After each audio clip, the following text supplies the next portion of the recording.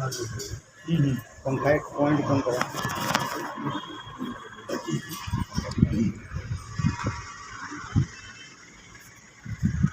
स्वधर्म का निश्चय कैसे करें? स्वधर्म का निश्चय कैसे करें? यह स्वधर्म निश्चित कैसे किया जाए, ऐसा कोई प्रश्न करे तो उसका सरल उत्तर है, यह स्वाभाविक होता है। स्वधर्म सहज होता है। उसे खोजने की कल्पना ही विचित्र मालूम होती है। मनुष्य के जन्म के साथ ही उसका स्वधर्म भी जन्मा है। बच्चे के लिए जैसे उसकी माँ खोजनी नहीं पड़ती, वैसे ही स्वधर्म भी किसी को खोजना नहीं पड़ता, वह तो पहले से ही प्राप्त है। हमारे जन्म के पहले भी दुनिया थी, हमारे बाद भी वह रहेगी। हमारे पीछे भी एक बड़ा प्रवाह था और आगे भी वह है ही। ऐसे प्रवाह में हमारा जन्म हुआ है। जिन माँ बाप के यहाँ मैंने जन्म लिया है, उनकी सेवा, जिन पास पड़ोसियों के बीच जन्मा हूँ, उनकी सेवा, एक कर्म मुझे निसर्गतः ही मिले हैं। जिन माँ बाप के यहाँ मैंने जन्म लिया है, उनकी सेवा, जिन पास पड़ोसियों के बीच जन्मा हूँ, उनकी सेवा, एक कर्म मुझे निसर्गतः ही मिले हैं। फिर मेरी वृत्तियाँ तो मेरे नित्य अनुभव की ही है न। मुझे भूख लगती है, प्यास लगती है, अतः भूखे को भोजन देना, प्यासे को पानी पिलाना, यह धर्म मुझे सहज ही प्राप्त हो गया।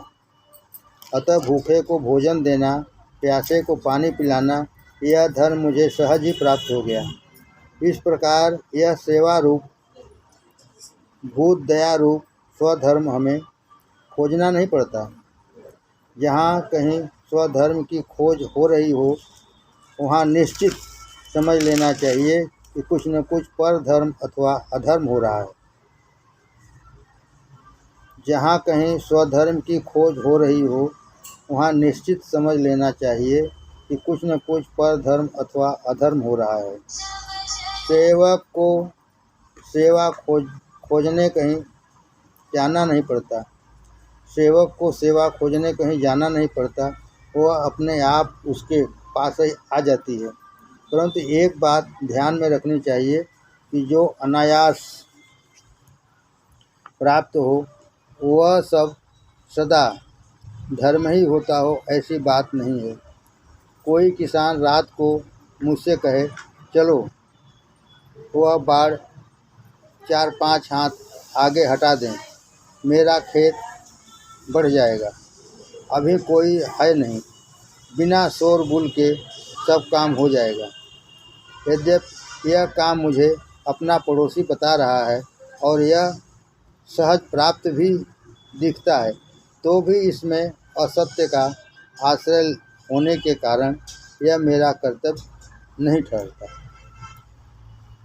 चातुर्वर्ण व्यवस्था जो मुझे अच्छी लगती है, उसका कारण यही है कि उसमें स्वाभाविकता और धर्म दोनों है।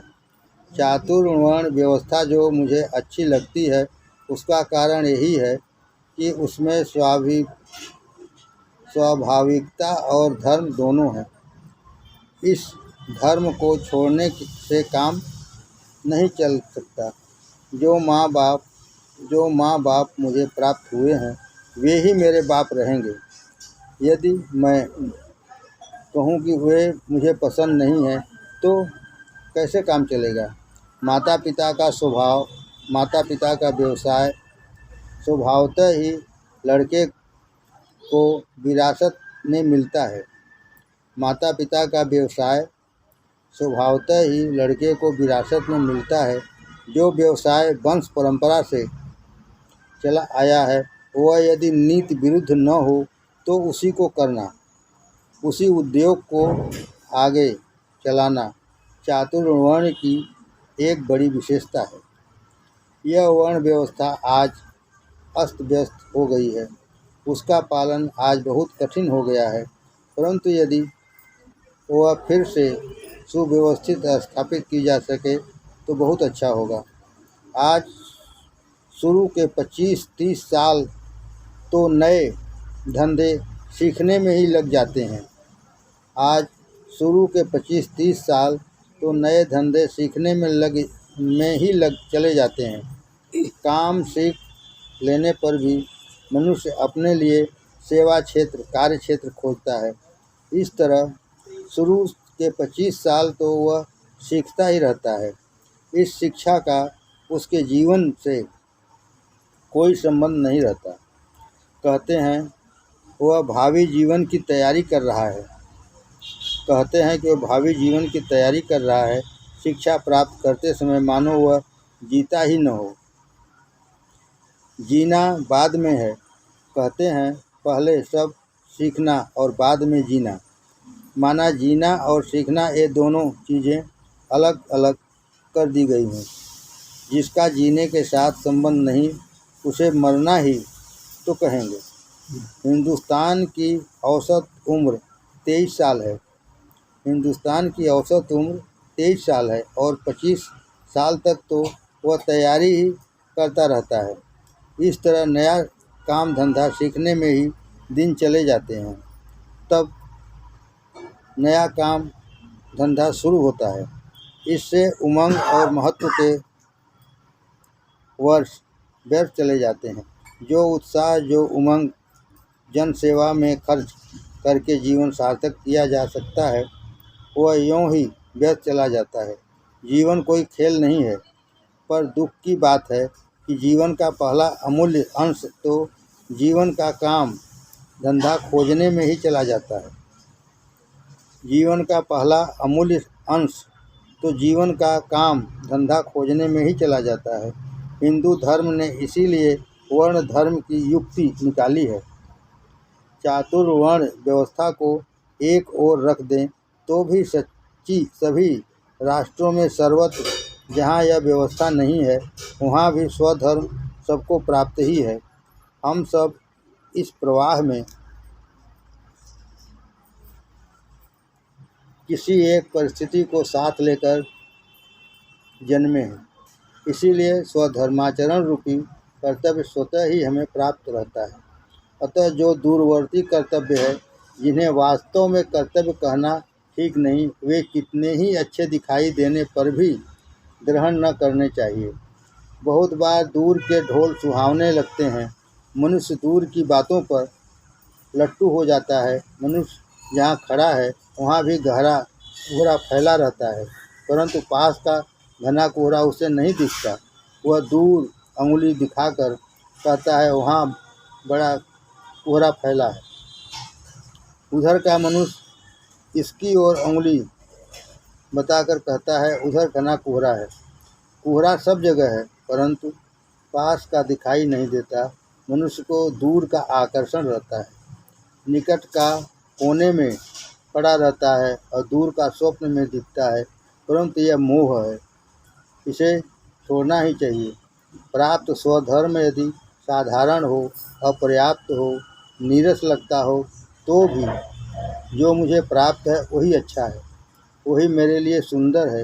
जो मनुष्य समुद्र में डूब रहा हो उसे कोई टेढ़ा मेढ़ा और भद्दा सा लकड़ी का टुकड़ा मिले, पालिश किया हुआ चिकना और सुंदर न मिले तो भी वही तारने वाला है। बढ़ई के कारखाने में बहुत से बढ़िया चिकने और बेल बूटेदार टुकड़े पड़े होंगे, परंतु वे तो हैं कारखाने में और वह वहाँ समुद्र में डूब रहा है। अतएव वह बेढंगा लकड़ी का टुकड़ा ही उसका तारक है, उसी को उसे पकड़ लेना चाहिए। इसी तरह जो सेवा मुझे प्राप्त हो गई है वह गौण मालूम होने पर भी मेरे काम की है। उसी में मग्न हो जाना मुझे शोभा देता है, उसी में मेरा उद्धार है। यदि मैं दूसरी सेवा खोजने के चक्कर में पड़ूंगा तो पहली सेवा भी जाएगी और दूसरी भी। इससे मनुष्य सेवा वृत्ति से ही दूर भटक जाता है। अतः स्वधर्म रूप कर्तव्य में ही मग्न रहना चाहिए। जब हम स्वधर्म में मग्न रहने लगते हैं तो रजोगुण फीका पड़ जाता है। जब हम स्वधर्म में मग्न रहने लगते हैं तो रजोगुण फीका पड़ जाता है, क्योंकि तब चित्त एकाग्र होता है, तो वह स्वधर्म छोड़कर कहीं जाता ही नहीं। इससे चंचल रजोगुण का सारा जोर ही ढीला पड़ जाता है। नदी जब शांत और गहरी होती है तो कितना ही पानी उसमें बढ़ जाए तो भी वह उसे अपने पेट में समा लेती है। इसी तरह स्वधर्म रूपी नदी मनुष्य का सारा बल, सारा वेग, सारी शक्ति अपने भीतर समा ले सकती है। स्वधर्म में जितनी शक्ति लगाओगे उतनी कम ही है। स्वधर्म में आप शक्ति सर्वस्व लगा देंगे तो फिर रजोगुण की दौड़ धूप वाली वृत्ति समाप्त हो जाएगी। मानो चंचलता का डंक ही कुचल दिया। यह रीति है रजोगुण को जीतने की। सत्वगुण और उसका उपाय। अब रहा सत्वगुण, इससे बहुत संभल कर रहना चाहिए। इससे आत्मा को अलग कैसे करें, बड़े सूक्ष्म विचार की यह बात है। सत्वगुण को पूर्णतः निर्मूल नहीं करना है। रज तम का तो पूर्ण उच्छेद ही करना पड़ता है, परंतु सत्वगुण की भूमिका कुछ अलग है। जब बहुत भीड़ इकट्ठी हो गई हो और उसे तितर बितर करना हो तो सिपाहियों को हुक्म दिया जाता है कि कमर के ऊपर नहीं, पाँव की तरफ गोलियां चलाओ। इससे मनुष्य मरता नहीं, घायल हो जाता है। इसी तरह सत्वगुण को घायल कर देना है, मार नहीं डालना है। रजोगुण और तमोगुण के चले जाने पर शुद्ध सत्वगुण रह जाता है। जब तक हमारा शरीर कायम है तब तक हमें किसी न किसी भूमिका में रहना ही पड़ेगा। तो फिर रज तम के चले जाने पर जो सत्वगुण रहेगा उससे अलग रहने का अर्थ क्या है? जब सत्वगुण का अभिमान हो जाता है तब वह आत्मा को अपने शुद्ध स्वरूप से नीचे खींच लाता है। जब सत्वगुण का अभिमान हो जाता है तब वह आत्मा को अपने शुद्ध स्वरूप से नीचे खींच लाता है। लालटेन का प्रकाश स्वच्छ रूप में बाहर फैलाना हो तो उसके अंदर का सारा काजल पोंछ ही देना पड़ता है, परंतु कांच पर धूल जम गई हो तो वह भी धो डालनी पड़ती है। इसी तरह आत्मा की प्रभा के आसपास जो तमोगुण रूपी काजल जमा रहता है उसे अच्छी तरह दूर करना ही चाहिए। उसके बाद रजोगुण रूपी धूल को भी साफ कर देना है। इस तरह जब तमोगुण धो डाला, रजोगुण को साफ कर डाला, तो अब सत्वगुण रूपी कांच बाकी रह गया। इस सत्वगुण को भी दूर करने का अर्थ क्या यह है कि हम कांच को भी फोड़ डालें? नहीं। यदि कांच ही फोड़ डालेंगे तो फिर प्रकाश का कार्य नहीं होगा। ज्योति का प्रकाश फैलाने के लिए तो कांच तो चाहिए ही। अतः इस शुद्ध चमकदार कांच को फोड़े तो नहीं, परंतु एक ऐसा छोटा सा काजल का टुकड़ा उसके सामने ज़रूर लगा दें जिससे आंखें चकाचौंध न हो जाएं। ज़रूरत सिर्फ आँखों को चकाचौंध न होने देने की है। सत्वगुण पर विजय पाने का अर्थ यह है कि उसके प्रति हमारा अभिमान, हमारी आसक्ति हट जाए। सत्वगुण से काम तो लेना है, परंतु सावधानी से और युक्ति से। सत्वगुण को निरहंकारी बना देना चाहिए। इन सत्वगुण के अहंकार को जीता कैसे जाए, इसका एक उपाय है। सत्वगुण को हम अपने अंदर स्थिर कर लें। सत्वगुण को अपने अंदर स्थिर कर लें, सातत्य से उसका अभिमान चला जाता है। सत्वगुण युक्त कर्मों को ही हम सतत करते रहें। सत्वगुण युक्त कर्मों को ही हम सतत करते रहें, उसे अपना स्वभाव ही बना लें। सत्वगुण हमारे यहाँ घड़ी भर के लिए आया हुआ मेहमान ही न न रहे बल्कि वह घर का आदमी बन जाए। जो क्रिया कभी कभी हमसे होती है उसका हमें अभिमान होता है। जो क्रिया कभी कभी हमसे होती है उसका हमें अभिमान होता है। हम रोज़ सोते हैं परंतु उसको दूसरों से कहते नहीं फिरते। लेकिन किसी बीमार को 15 दिन नींद न आई हो और फिर जरा सी नींद आ जाए तो वह सबसे कहता है कल तो भाई थोड़ी नींद आई। उसे वह बात महत्वपूर्ण मालूम होती है। इससे भी अच्छा उदाहरण हम श्वासोच्छ्वास क्रिया का ले सकते हैं। सांस हम 24 घंटे लेते हैं परंतु हम किसी से उसका जिक्र नहीं करते। कोई यह डींग नहीं मारता कि मैं एक सांस लेने वाला प्राणी हूँ। हरिद्वार से गंगा में फेंका तिनका यदि बहता बहता 1500 मील कलकत्ता में पहुँच जाए तो क्या वह उस पर गर्व करेगा? वह तो धारा के साथ सहज रूप से बहता चला आया। परंतु यदि कोई बाढ़ की उल्टी धारा में 10-20 हाथ तैर आया तो वह कितनी सेकी बघारेगा। सारांश यह है कि जो बात स्वाभाविक है उसका हमें अहंकार नहीं होता। कोई अच्छा काम हमारे हाथ से हो जाता है तो हमें उसका अभिमान मालूम होता है। क्यों? इसलिए कि वह बात सहज रूप से नहीं हुई।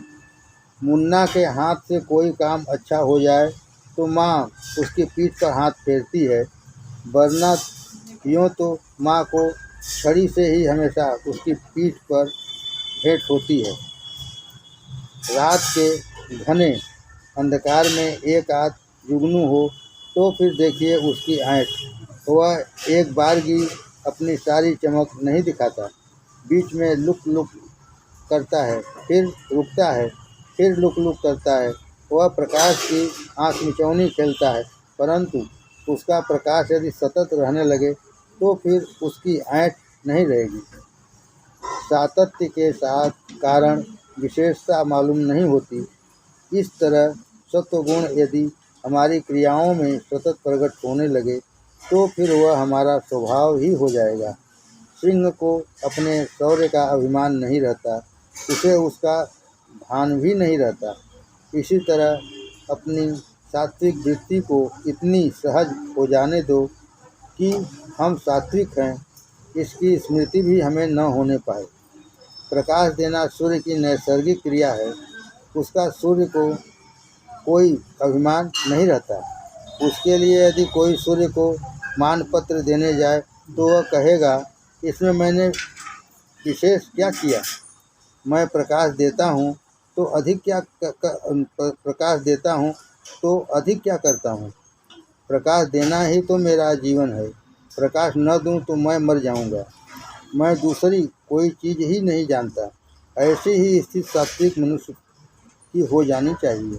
सत्वगुण का ऐसा स्वभाव ही बन जाए जो हमें उसका अभिमान न होगा। सत्वगुण का ऐसा स्वभाव ही बन जाए तो हमें उसका अभिमान न होगा। सत्वगुण को निस्तेज करने की, उसे जीतने की यह एक युक्ति हुई। इसकी दूसरी युक्ति है सत्वगुण की आसक्ति भी छोड़ देना। अहंकार और आसक्ति ये दो भिन्न भिन्न वस्तुएं हैं। यह भेद जरा सूक्ष्म है, दृष्टांत से जल्दी समझ में आ जाएगा। सत्वगुण का अहंकार चला जाने पर भी आसक्ति रह जाती है। श्वासोच्छ्वास का ही उदाहरण लें। सांस लेने का अभिमान तो नहीं होता परंतु उसमें बड़ी आसक्ति रहती है। यदि कहो कि 5 मिनट तक सांस रोके रहो तो नहीं बनता।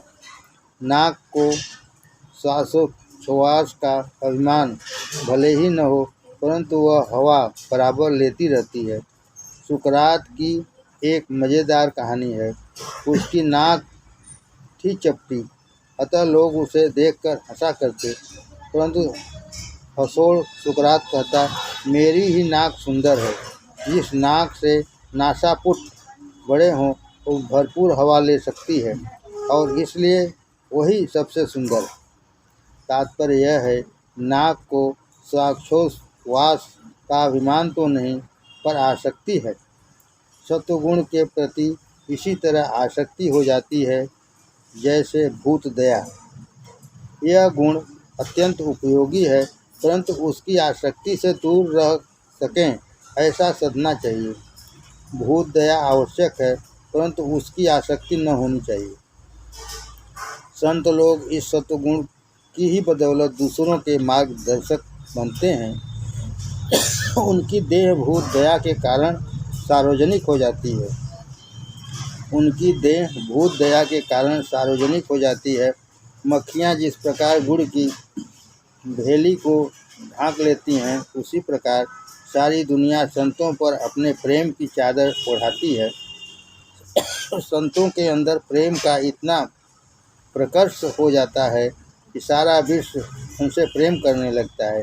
संत अपनी देह की आसक्ति छोड़ देते हैं, अतः सारे संसार की आसक्ति उन पर हो जाती है। संत अपनी देह की आसक्ति छोड़ देते हैं, अतः सारे संसार की आसक्ति उन पर हो जाती है। सारी दुनिया उनके शरीर की चिंता करने लगती है, परंतु यह आसक्ति भी संतों को दूर करनी चाहिए। यह जो संसार का प्रेम है, यह महान फल है, उससे भी आत्मा को पृथक करना चाहिए। मैं कोई विशेष व्यक्ति हूँ, ऐसा उन्हें कभी न लगना चाहिए। इस तरह सत्वगुण को शरीर में बचा डालना चाहिए। ऐसा कभी नहीं लगना चाहिए मैं कोई विशेष व्यक्ति हूँ, ऐसा उन्हें कभी नहीं लगना चाहिए। इस तरह सत्वगुण को शरीर में बचा डालना चाहिए। पहले अहंकार को जीतो, फिर आसक्ति को। सातत्य से अहंकार जीत सकते हैं। फलासक्ति को छोड़कर सत्वगुण से प्राप्त फल को भी ईश्वर अर्पण करने से आसक्ति पर विजय प्राप्त की जा सकती है। सातत्य से अहंकार जीत सकते हैं। फलासक्ति को छोड़कर सत्वगुण से प्राप्त फल को भी ईश्वरार्पण करने से आसक्ति पर विजय प्राप्त की जा सकती है। जीवन में सत्वगुण स्थिर हो जाता है, तब कभी सिद्धि के रूप में या कभी कीर्ति के रूप में फल सामने आता है। जीवन में सत्वगुण स्थिर हो जाता है, तब कभी सिद्धि के रूप में या कभी कीर्ति के रूप में फल सामने आता है, परंतु उस फल को भी तुच्छ मानिए। आम का पेड़ अपना एक ही फल खुद नहीं खाता। फल कितना ही बढ़िया हो, कितना ही मीठा हो, कितना ही रसीला हो, पर खाने की अपेक्षा न खाना ही उसे मधुरतर लगता है। उपभोग की अपेक्षा त्याग अधिक मधुर है। धर्मराज ने जीवन के सारे पुण्य के सार स्वरूप स्वर्ग सुख रूपी फल को भी अंत में ठुकरा दिया। जीवन के सारे त्यागों पर उन्होंने कलश चढ़ा दिया। उन मधुर फलों को चखने का उन्हें अधिकार था, परंतु यदि वे उन्हें चख लेते तो सब स्वाहा हो जाता। क्षीणे पुण्ये मर्त्यलोकम विशन्ति। यह चक्र फिर उनके पीछे लग जाता। धर्मराज का कितना महान यह त्याग, यह सदैव मेरी आँखों के सामने खड़ा रहता है। इस तरह सत्वगुण के सतत आचरण द्वारा उसके अहंकार को जीत लेना चाहिए। तटस्थ रहकर सब फल ईश्वर को सौंप कर उसकी आसक्ति से छूट जाना चाहिए। तब सब कह सकते हैं सत्वगुण पर विजय प्राप्त हो गई। अंतिम बात, आत्मज्ञान और भक्ति का आश्रय। अब अंतिम बात, भले ही आप सत्वगुण गुणी हो जाइए, अहंकार को जीत लीजिए, फलाशक्ति को भी छोड़ दीजिए, फिर भी जब तक यह शरीर चिपका है तब तक बीच बीच में रज तम के हमले होते ही रहेंगे। थोड़ी देर के लिए हमें ऐसा लगा भी कि हमने इन गुणों को जीत लिया, तो भी वे फिर जोर मारेंगे। अतः सतत जागृत रहना चाहिए। समुद्र का पानी वेग से भीतर घुसकर जिस तरह बड़ी खाड़ियाँ बना लेता है, उसी तरह रजतम के मोबाइल लेटिए जला दो। लाइट जलाओ। अरे ये जलाओ पहले।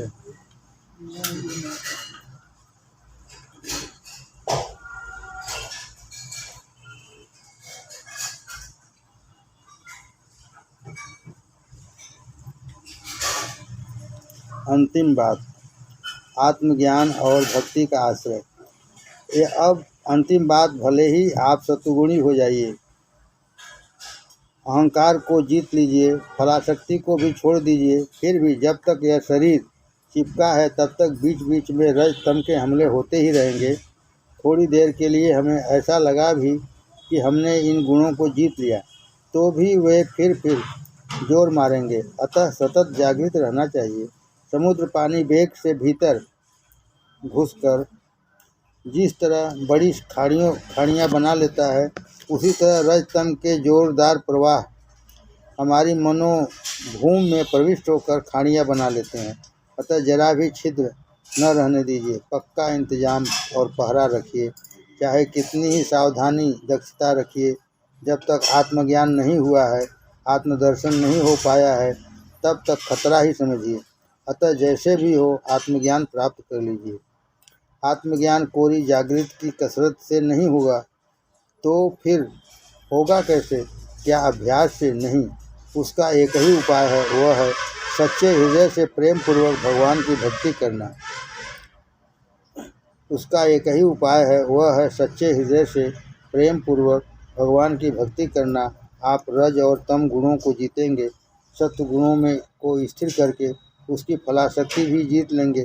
परंतु इतने से भी काम नहीं चलेगा।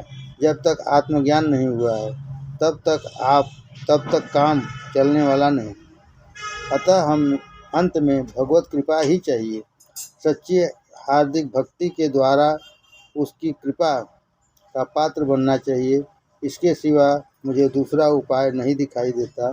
इस अध्याय के अंत में अर्जुन ने यही प्रश्न पूछा है और भगवान ने उत्तर दिया है। अत्यंत एकाग्र मन से निष्काम भाव से मेरी भक्ति करो, मेरी सेवा करो। जो इस प्रकार मेरी सेवा करता है वो माया के उस पार जा सकता है, नहीं तो इस गहन माया को तरा नहीं जा सकता। यह भक्ति का सरल उपाय है, उसके लिए यह एक ही मार्ग